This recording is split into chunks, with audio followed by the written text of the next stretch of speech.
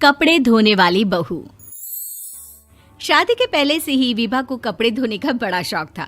कभी नल के नीचे तो कभी तालाब के पास। अरे मेरी नीली वाली लुंगी नहीं दिख रही है। विभा की अम्मा, कहाँ रखी है लुंगी? अरे वो तो विभा ने परसों ही धोकर रखी थी आपकी अलमारी में, देखो वहीं होगी।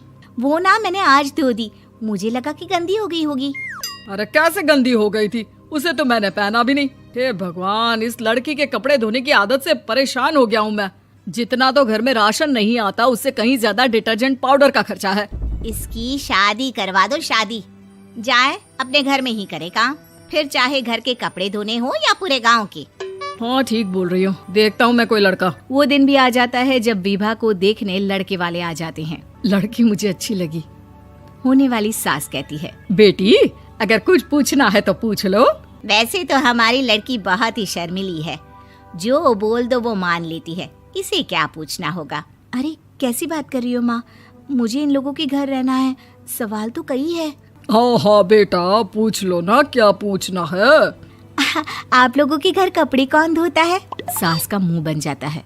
देखो, अगर तुम ये कहना चाहती हो कि तुम्हें कपड़े धोने नहीं आते तो सुन लो, कपड़े मैं ही धोती हूँ, लेकिन तुम्हारे आ जाने के बाद मैं रुमाल तक नहीं धोऊंगी। अरे चुप रहना भाग्यवान, बहू बेचारी घर आई नहीं, उसे डराना शुरू कर दिया।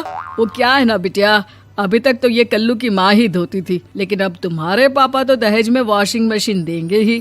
तभी विभा की माँ बोल पड़ती है, सवाल भी पूछा तो क्या। वैसे भाई साहब, मशीन की तो फिर भी कपड़े धोने की कैपेसिटी होती है, मतलब जो बिटिया दे रहे हैं ना विभा, इसे कपड़े धोने का बहुत शौक है। ये आप लोगों के क्या आस पड़ोस गांव मोहल्ले सबके कपड़े धो दे और उफ तक ना करे। बाहर देखा नहीं आपने कितने कपड़े सूख रहे हैं, सब हमारी बिटिया ने ही तो धोए हैं। बस भी करो ना माँ, शर्म आ रही इतनी तारीफ सुनकर। और तो और एक दाग निकाल कर दिखाओ तो मान जाऊं। हाँ अच्छा अच्छा, माफ करना बेटा, मैंने गलत समझा।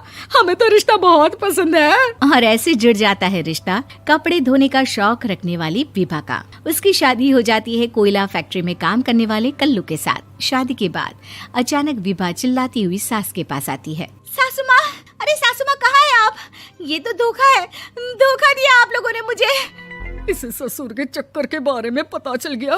अरे तो उसमें तुझे क्यों धोखा मिला है? अरे नल में पानी नहीं आता, कपड़े कैसे कब धुलेंगे?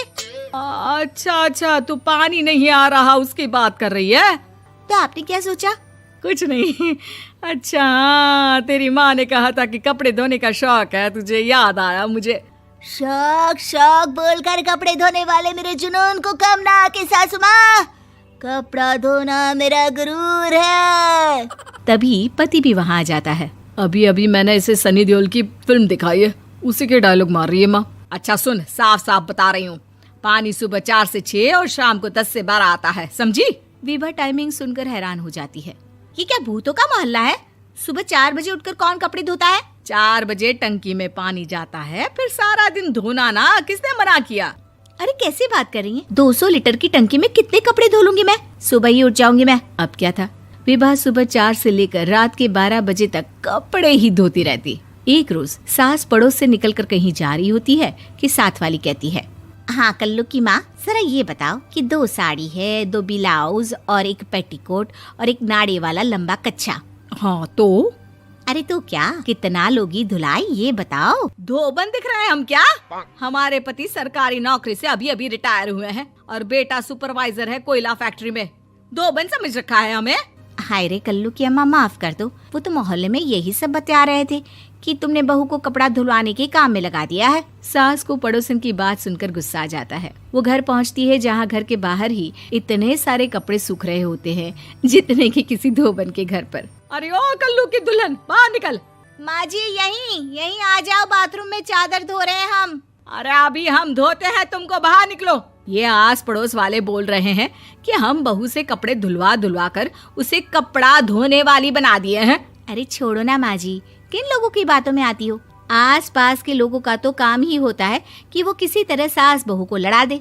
बहू सारे घर के कपड़े धोती है, ये क्या कम है? बोलिए।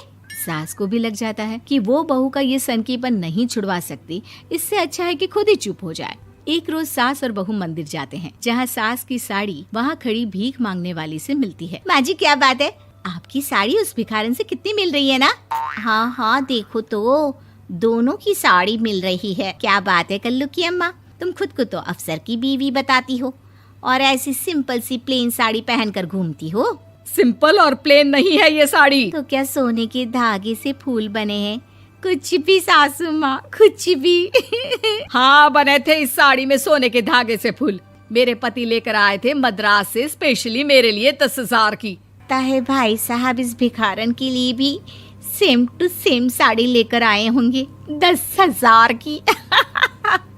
सास उस वक्त तो कुछ नहीं कहती, लेकिन बहू के साथ घर आती है और अलमारी से एल्बम निकाल कर लाती है। ये साड़ी देख रही है, ये वही साड़ी है जिसे मैंने अभी पहना था।